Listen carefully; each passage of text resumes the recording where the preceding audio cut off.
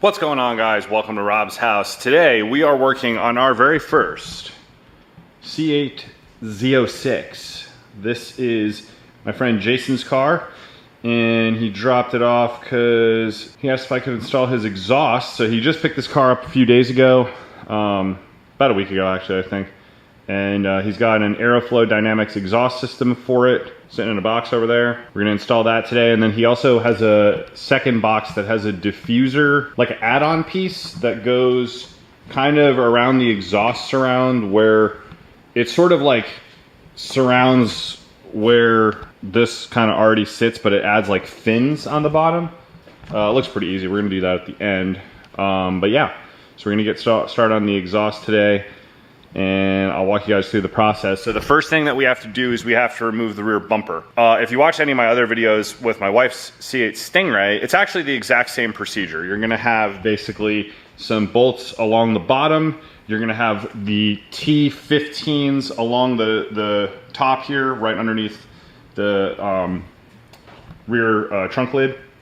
And then you're gonna have your two 7mm here and the 10mm like pinch bolts basically holding that on. So we do have to get the wheels off. We will have to get into the fender liner to get that stuff out. The only thing that's different, and the reason the wheel absolutely has to come off, is because the Z06 and the ZR1 have this this air duct here, which I don't know if you can see it from the inside, but you can see it from the outside. So see this like air duct? There's a plastic piece. You can't really see it in here, but well, you can kind of see it. This thing goes all the way around, and there's screws back here where my finger is. So in order to get to that, we are going to have to remove the rear wheels, which is no big deal.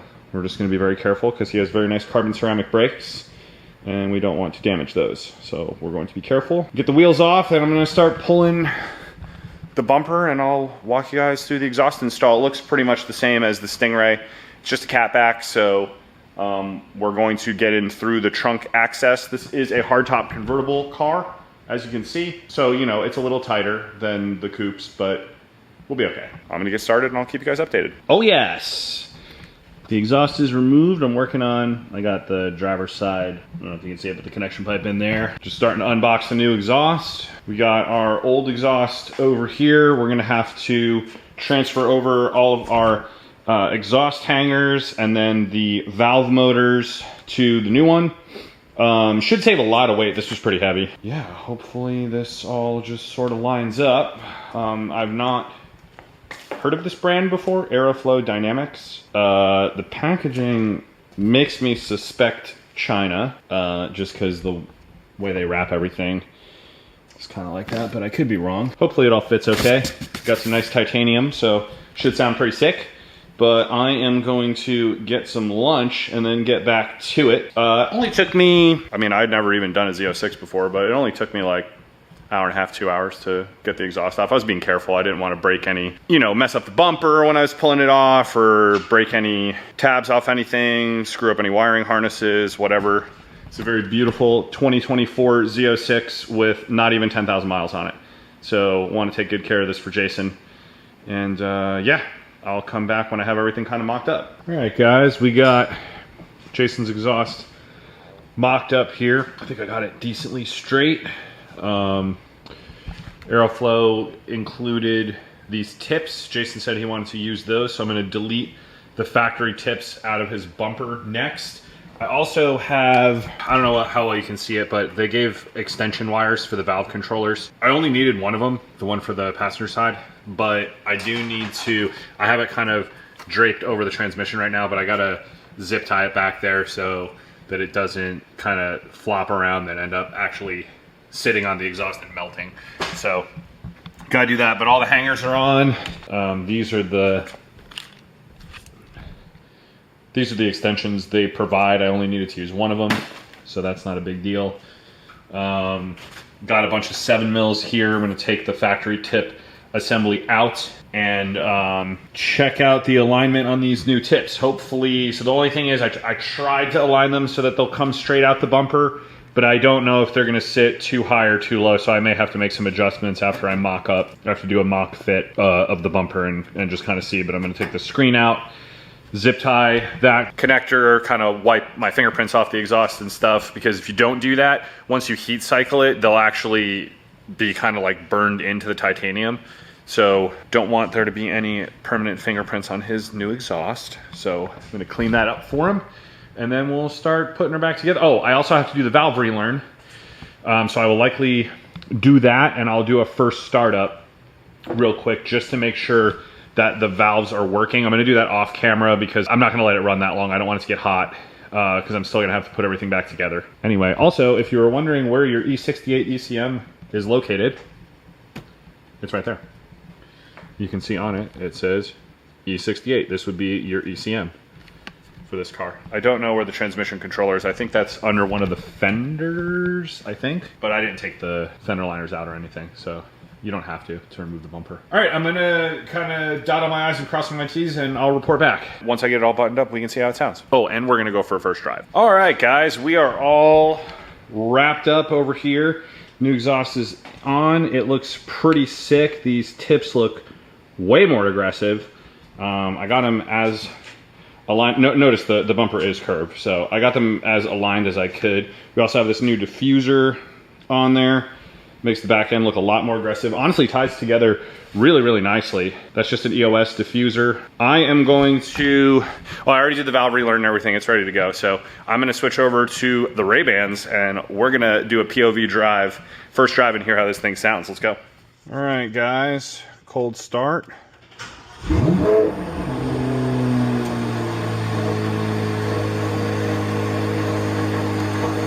Unfortunately, it is raining, but it's already got rained on, so I've been given the okay by Jason to take it for a drive to make sure that everything is functioning properly. Let's get our, there we go, get our windows up. All right. Now, obviously, we're not going to beat on Jason's car because it's wet.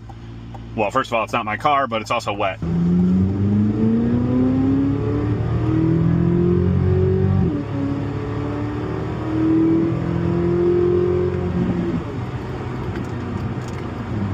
I mean, in touring mode, it still sounds pretty good, honestly. There's not a huge difference with valves closed versus valves open.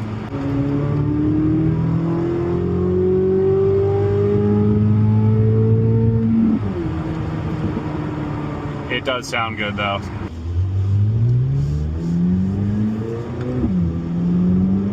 I'm not flooring it, I just want to hear it.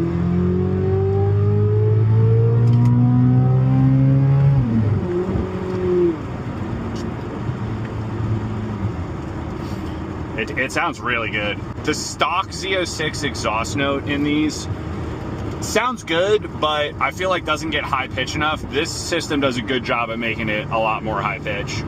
It's definitely louder, but it's not that much louder than factory, and that kind of makes sense because the factory exhaust, honestly, like when valves closed, it's very quiet. Valves open, the factory exhaust is actually kind of loud. So it makes sense that this exhaust system would not be tremendously louder without, for example, deleting the cats. But yeah, it sounds good.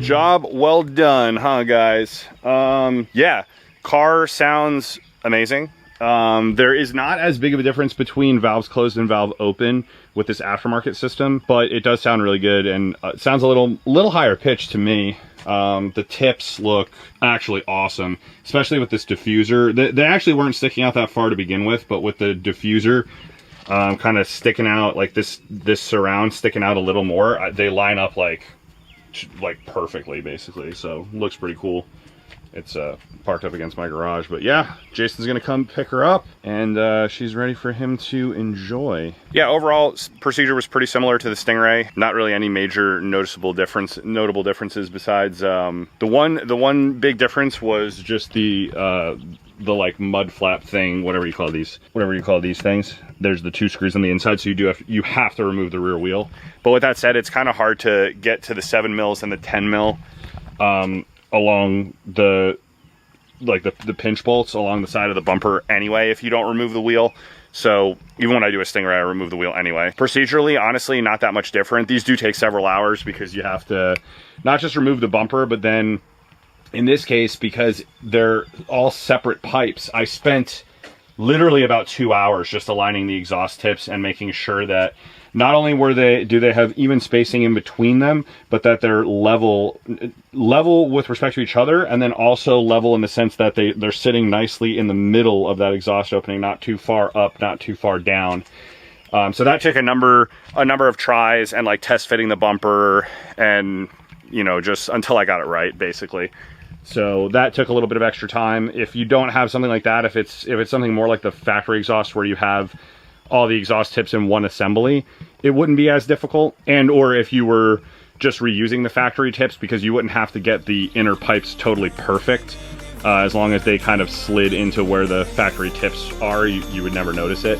But because we're using aftermarket tips, I had to make sure it was aligned right for him, because it would just bother me if it were my car. So had to make sure that looks good. That's about it. As usual, hope this video was helpful, hope this video was entertaining, and I'll see you guys next time.